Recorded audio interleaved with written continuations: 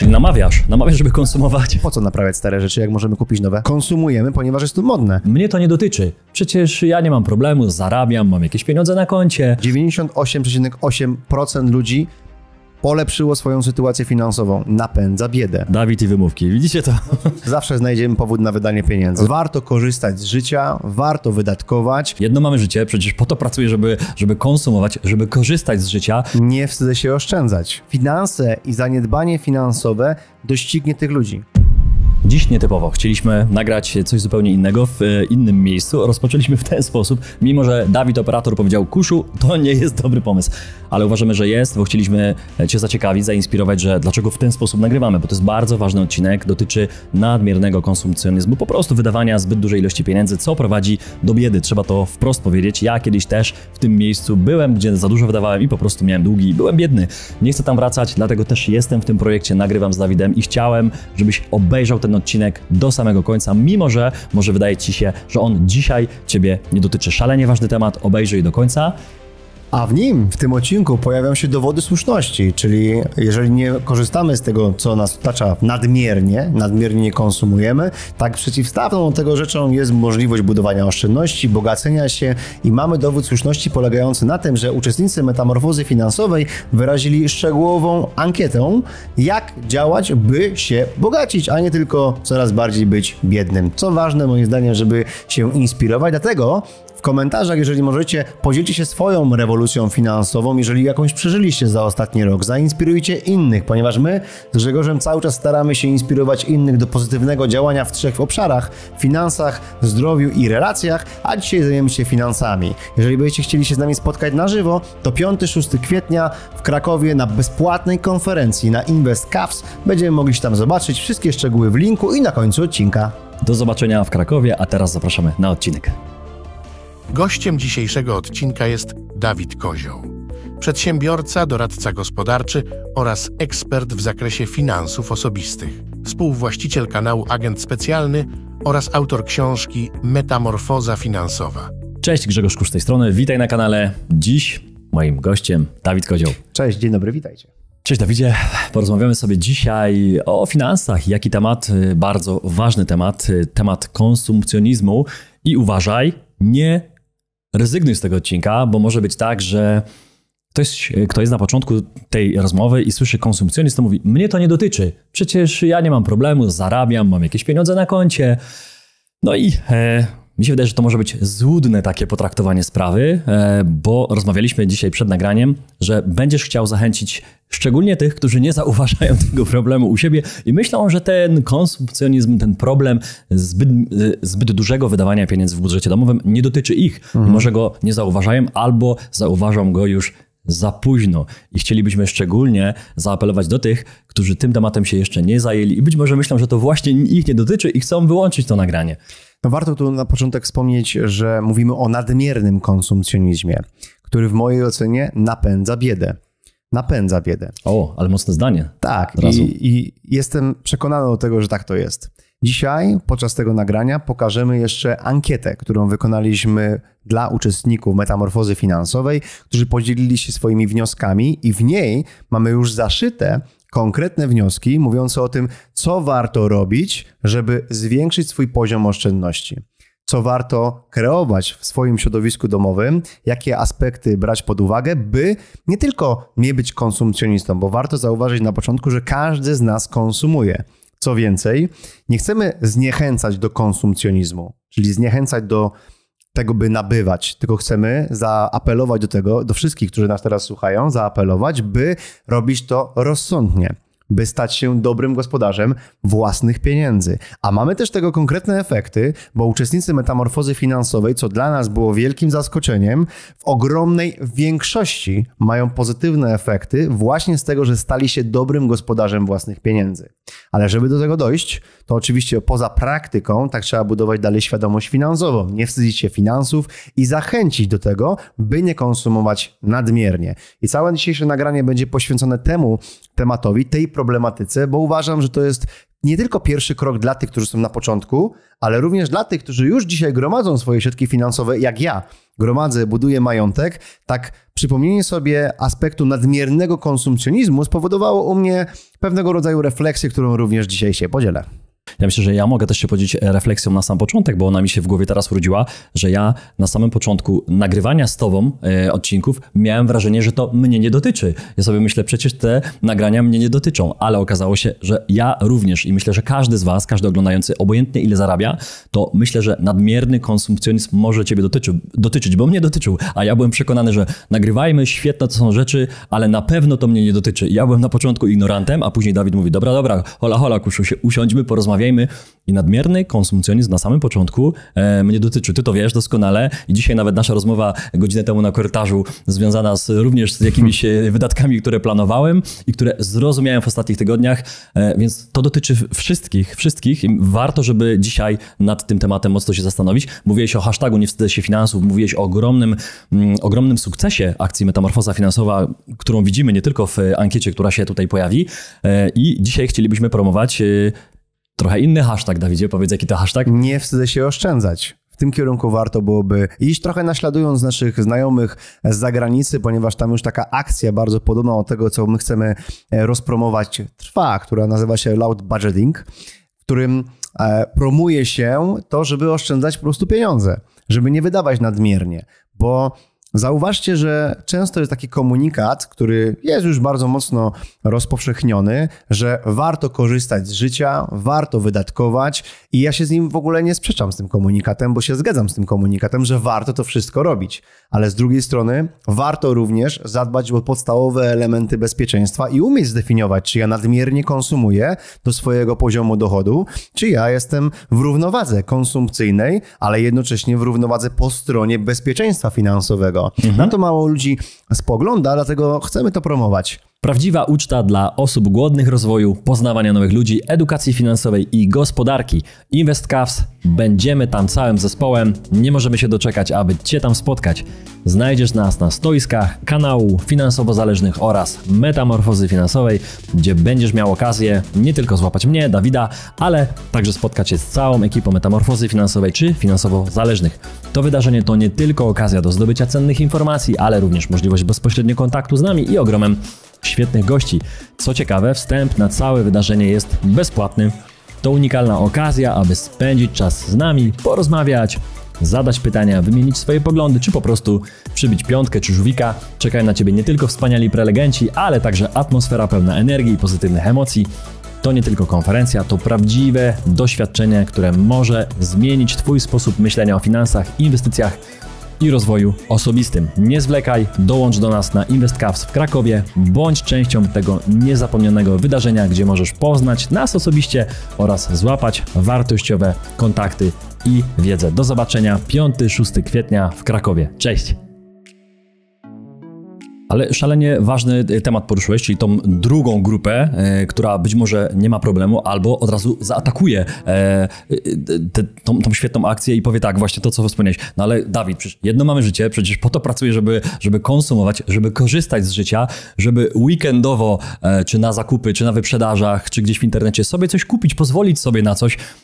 To w takim razie, gdzie jest ten suwak, albo jak go znaleźć, albo jak ocenić, czy ja już nadmiernie, no bo mówimy nie o braku konsumpcji, żeby zatrzymać gospodarkę, chociaż chyba takiej siły na kanale tu nie mamy, żeby zatrzymać gospodarkę i zaapelować koniec konsumpcji od jutra, tylko mieć pod kontrolą w ryzach tą nadmierną konsumpcję. Więc pytanie, myślę, zasadne, w jaki sposób ocenić, czy ja już nadmiernie konsumuję, czy jeszcze nie, czy jestem blisko, czy daleko, czy są jakieś właśnie widełki, suwaki, procenty tego, jak ja to powinienem sprawdzić. Warto temu się głębiej przyjrzeć, ale zanim do tego pójdziemy, bo to już jest praktyka, do której będę zachęcał dzisiaj wszystkich, zresztą szczegółowo omówiona w Metamorfozie Finansowej, to warto spoglądnąć na to, co powiedziałeś z innej perspektywy. A mianowicie bardzo często spotykam się z tą komunikacją, którą powiedziałeś, jako wytłumaczeniem na to, że ja w ogóle nic z tym nie robię.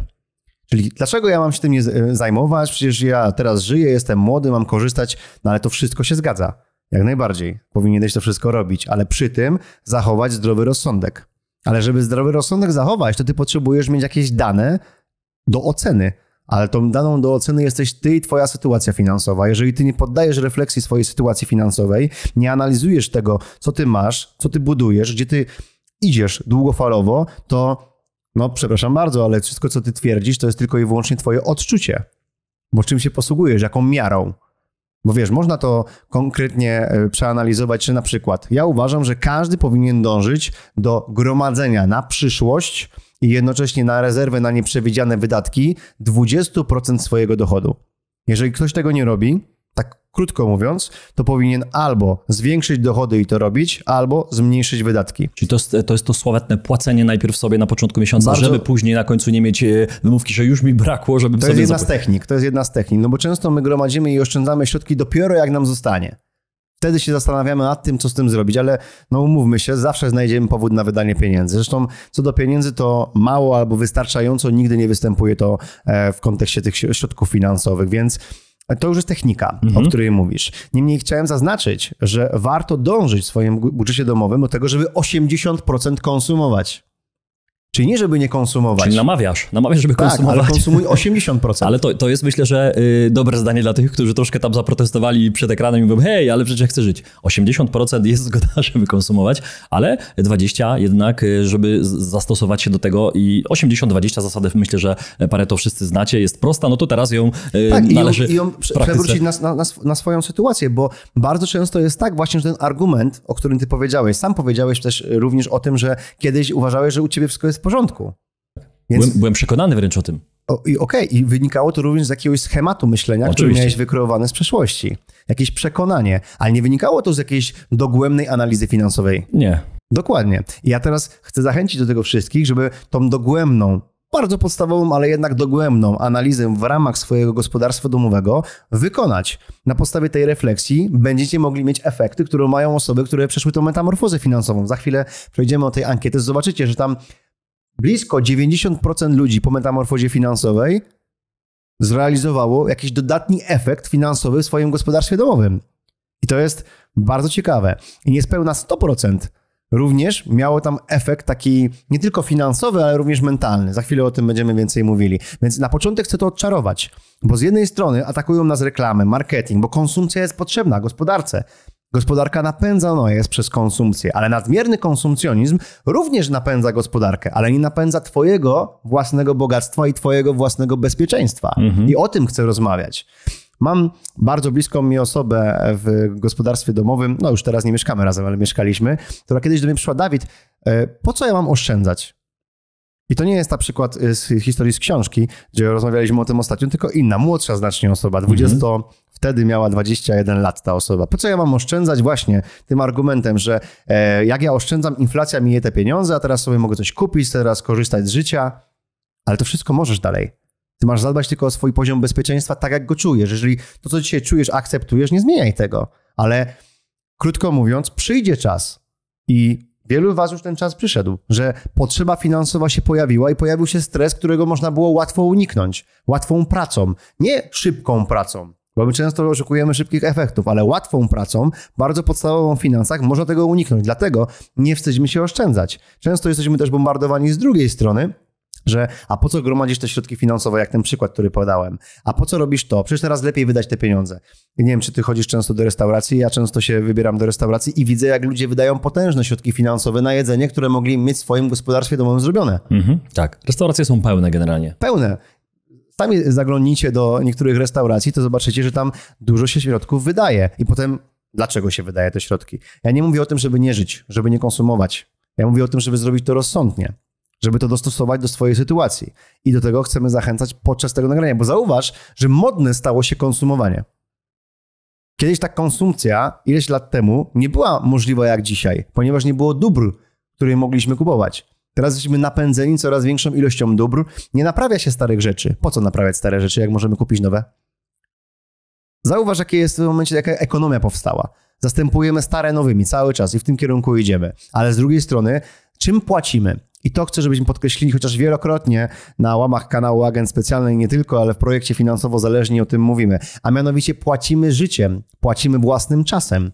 Te same 50 zł, które zarabiamy w godzinę, to nie jest to 50 zł, które zarabiamy w 2 godziny. Czasem płacimy. Dzisiaj miałem rano taką rozmowę właśnie z fryzjerem. Pozdrawiam cię, Tomku, mam chyba najbardziej świadomego fryzjera na świecie, taką mam wrażenie. Nie dość, że nas ogląda, czyta książki, ale też ma takie rozmowy na fotelu podczas obcinania swoich pacjentów i właśnie on opowiadał o tym. Rozmawialiśmy o tym, o cenach nieruchomości, że niektórzy się nie zastanawiają, nie stać ich na te nieruchomości dzisiaj w tej sytuacji i mówią, drożej tylko będzie, więc ja jestem zmuszony kupić na przykład tą nieruchomość teraz, mimo że mnie na nią nie stać. I Tomek mówi w ten sposób, że oni nawet przecież swoimi pieniędzmi nie płacą, no bo przecież nie mają, więc biorą z banku i później będą spłacać, więc kupując dzisiejszą nieruchomość, czyli no trochę fanaberię, bo nie muszą, bo gdzieś mieszkają, nie są bezdomnymi, będą realnie przez najbliższe miesięcy, tylko kilkadziesiąt lat płacić własnym czasem, często już bez wyboru, żeby spłacić i gonić ten ogon, który nazywamy kredytem. Więc to była świetna rozmowa, dziękuję ci, Tomku. Pasuje to do tego, co powiedziałeś, czyli że płacimy swoim czasem w przyszłości, kupując fanaberię często, tak. Chociaż ciężko nazwać nieruchomość bytową fanaberią, ale w sytuacji, kiedy nas na nią nie stać, nie powinniśmy po prostu takiego ruchu podejmować. Można nazwać ją również fanaberią, chociaż oczywiście to nie jest popularne i wszystko, co my tu dzisiaj mówimy, są to tezy kontrowersyjne, chociaż ja się z nimi zgadzam, więc będę je wypowiadał dalej, a mianowicie może to być fanaberia, ponieważ można kupić dom i można kupić dom. Tak. No to są... tak, można kupić mieszkanie i można kupić mieszkanie. Każdy rozumie, o czym ja w tym momencie mówię, nie? Tak. Możesz analizować nieruchomość za 1,5 miliona, możesz nieruchomość za 1 000 000 złotych albo nieruchomość za 700 000 złotych. No to w pewnym momencie pojawiają się jakieś punkty fanaberii, które być może, jeżeli tak bardzo chcesz, warto zrealizować. Ale pytanie, czy ta analiza co do zakupu tej nieruchomości jest tak samo szczegółowa, jak była analiza 5 lat temu, że nie warto gromadzić środków na przyszłość.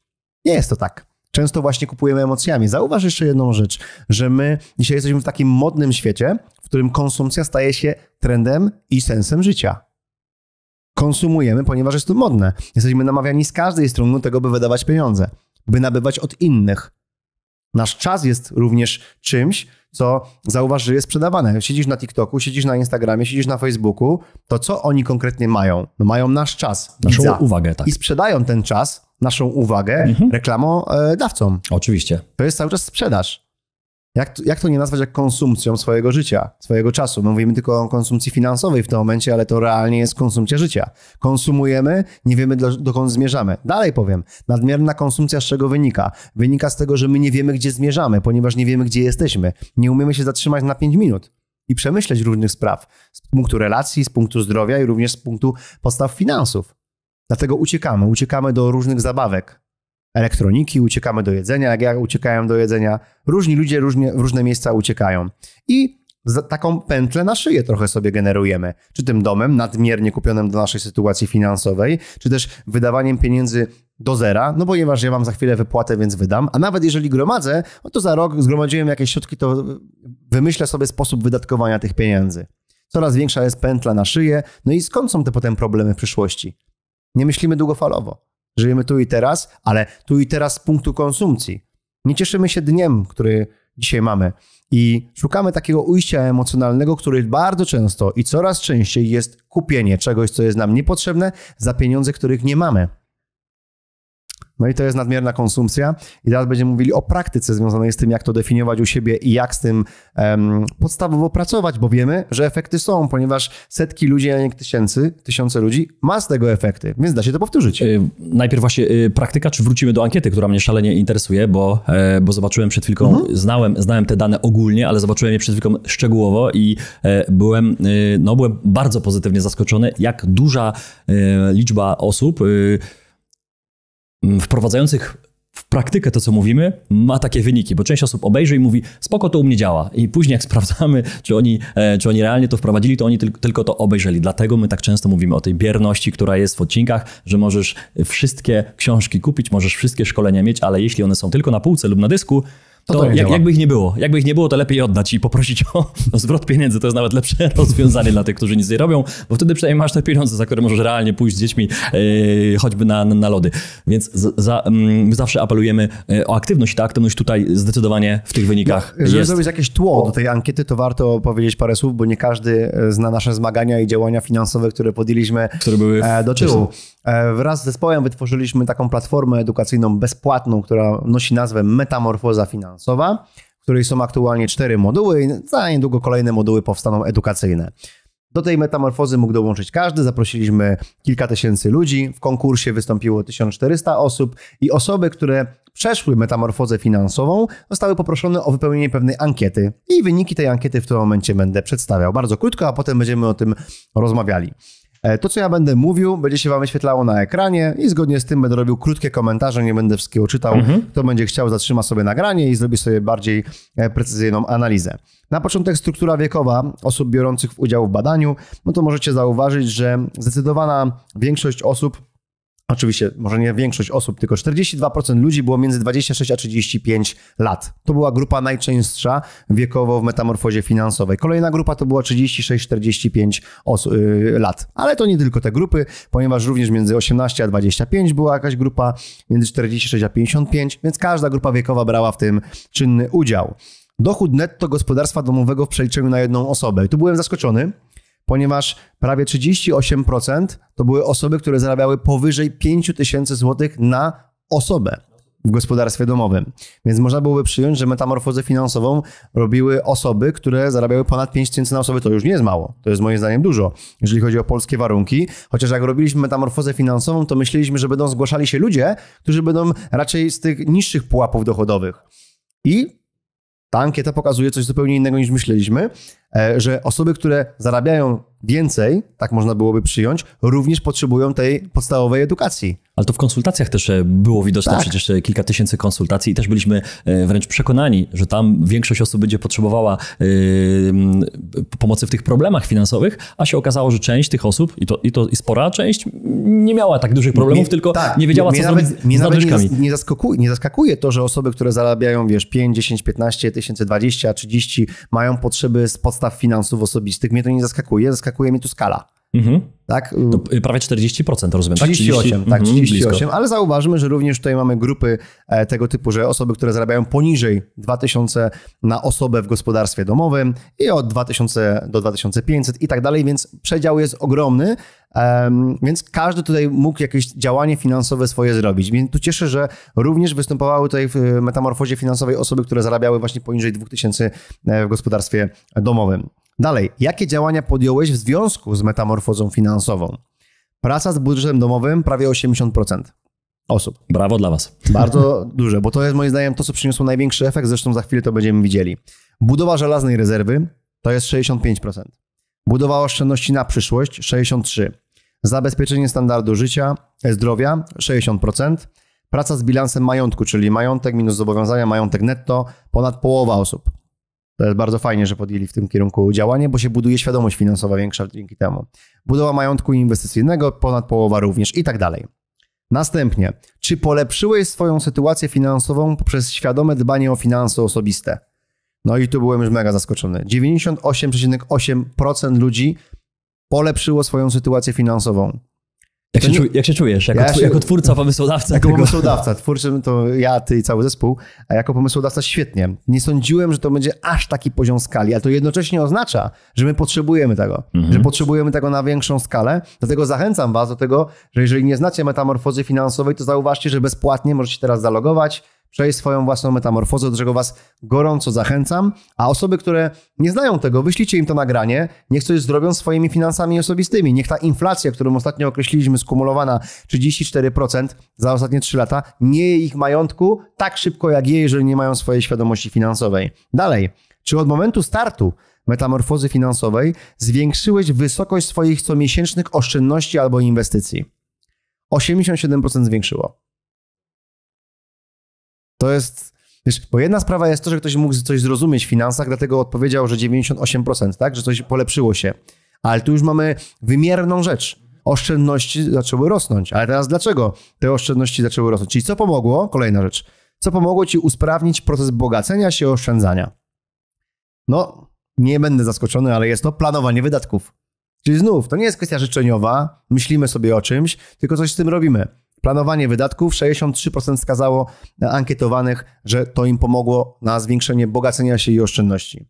Wsparcie planera finansowego i 62%, czyli niespełna 63%. I też to jest ważne, bo w metamorfozie finansowej możecie, nie musicie skorzystać z bezpłatnej porady od planera finansowego i takiego prowadzenia za za rękę przez 6-miesięczne wyzwanie i 63% prawie osób powiedziało, że to pomogło. Na pewno, bo nawet nie chodzi tylko o kompetencje planera. Tylko chciałem tutaj to powiedzieć, jak ja na siłowni. Teraz trenuję bez trenera i mam znacznie mniejszą motywację. Sam się testuję w tej kwestii, znacznie mniej chętnie tam idę, znacznie rzadziej jestem na siłowni i znacznie więcej wymówek odnajduję. Tak samo jest w finansach. Dawid i wymówki. Widzicie to? No oczywiście, to każdy z nas. Czyli to jednak jest prawdziwy człowiek. Oczywiście, że jestem. A nie robot. Oczywiście, że jestem. Więc ja mam te same wymówki, co myślę, że każdy z was. Tylko że szukam tych rozwiązań, żeby minimalizować te wymówki i zwiększać poziom efektywności. Po prostu. Czyli widzimy, jak ważny jest ten drugi człowiek w tej drodze. Ogromnie ważny. Więc ukłon w stronę wszystkich planerów, którzy pomagali w tej drodze, wszystkich uczestników ankiety. Tak, dziękuję. Ankiety i osób, które w ogóle biorą udział. Metamorfozy, dokładnie. Bo tu nawet nie chodziło o samą kompetencję tego planera. Na pewno też to pomógł, tylko chodziło o to, że ten człowiek nie jest sam i dostaje taką motywację dodatkową. Więc spory ten efekt. Podział oszczędności na odpowiednie koszyki. Oszczędności, czyli że to jest moja żelazna rezerwa i to jest nie rusz. To są moje oszczędności na przyszłe wydatki. To jak coś się zepsuje, pralka, samochód, to mogę z tego użyć pieniędzy. A to jest mój majątek inwestycyjny, a to jest mój majątek bytowy. I oczywiście niektórzy z was się zastanawiają w tym momencie, no ale ja nie mam co dzielić. Mam 5 000 złotych, 10 000, to ja nie mam jak tego podzielić. Oczywiście, ale sama zmiana filozoficzna, że to należy podzielić, powoduje u ciebie zmianę w nawykach codziennych, bo wiesz, że ci coś brakuje, więc pracujesz nad tym efektywniej. I ten podział, ten efekt, to jest na pewno efekt tego. To znaczy, że ktoś sobie uświadomił, ok, ja potrzebuję w tych obszarach nad tym pracować. Dzięki temu zwiększył motywację, a jeszcze jak planer mu to wyjaśnił, tak na pewno poszło jeszcze łatwiej. Odkładanie pieniędzy z góry. Czyli nie, że ja zarabiam 5 000 i odkładam, jak mi coś zostanie, tylko najpierw odłożyłem środki, a potem wydatkuję. Więc warto dążyć właśnie do tych 20% oszczędności, o czym będę jeszcze za chwilę mówił. Zmiana nawyków konsumpcyjnych i ograniczenia wydatków. Podniesienie dochodu. 37% osób. No jasne, w tych czasach teraz inflacji, no to podniesienie dochodu jest obligatoryjne, żebyś utrzymał ten sam standard życia.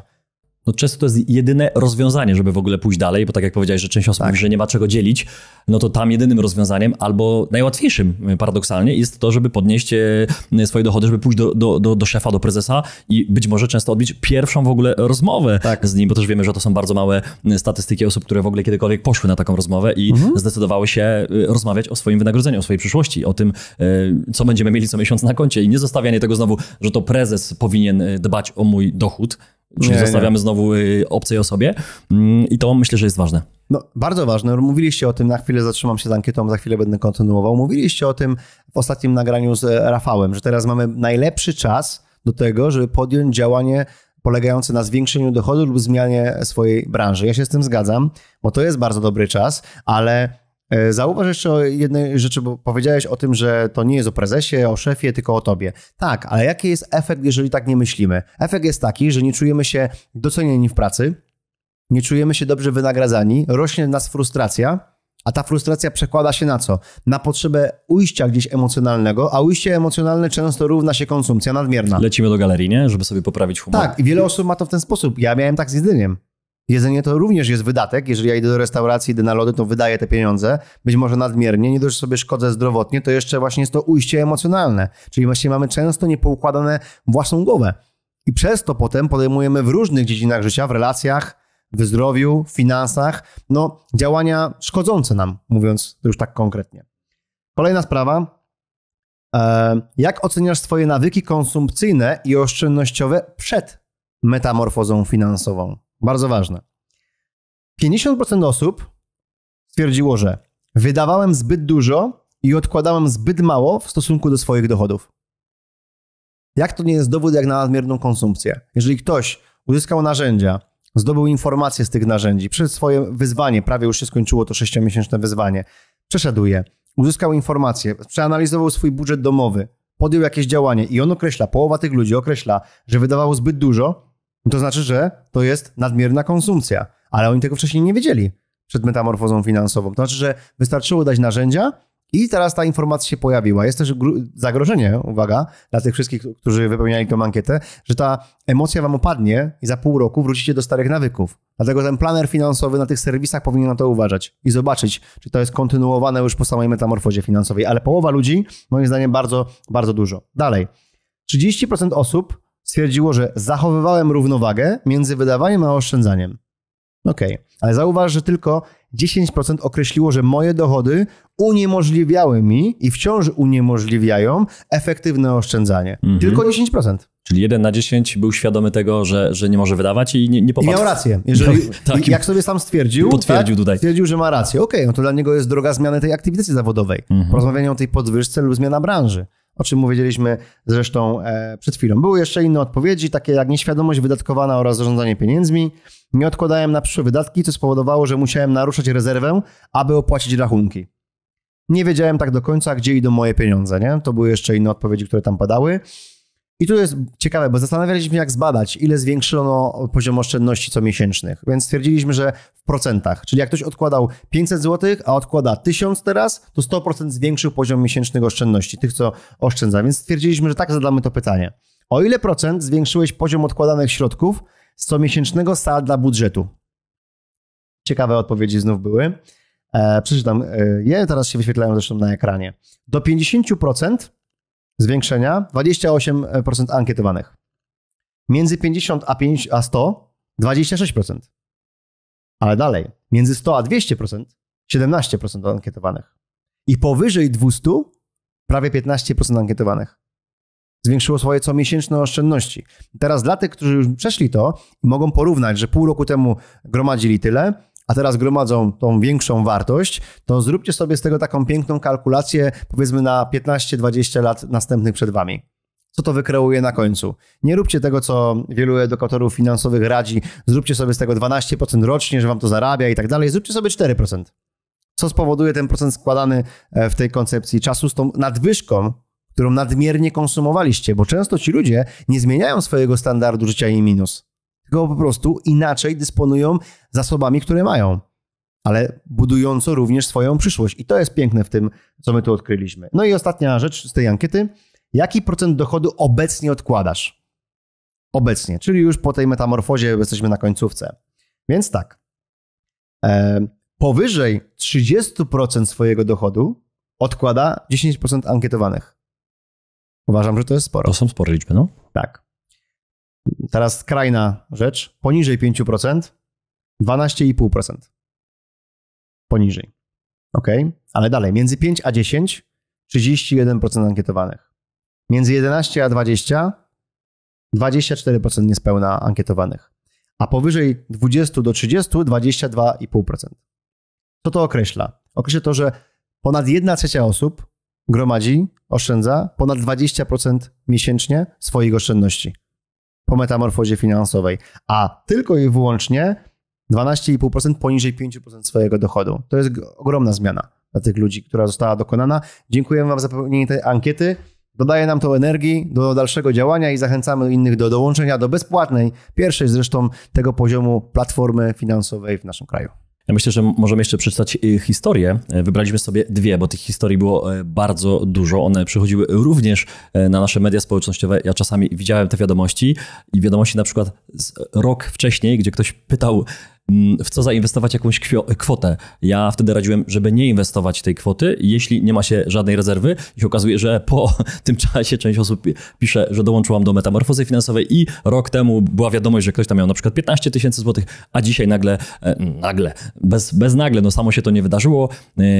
Pomoc metamorfozy, pomoc planera, oczywiście odcinków, no i oczywiście twoja aktywność. Mówię do tej osoby, która to napisała i się okazuje, że nagle z tych 15 zrobiło się tam 35 000 złotych w ciągu zaledwie roku zmiany plus dołączenia w odpowiednim czasie do metamorfozy. Ja myślę, że są 2 historie, możemy je przeczytać, one też pokażą... I one są z ankiety, bo nie powiedzieliśmy o tym, tak. Bo tam były pytania otwarte, które nie wykazywałem. Dokładnie, tu ich nie było. Może jedną przeczytam ja, drugą przeczytasz ty. Będziemy też widzieć, słyszeć, co nasi widzowie opisują, w jaki sposób opisują swoją zmianę. Pierwsza historia.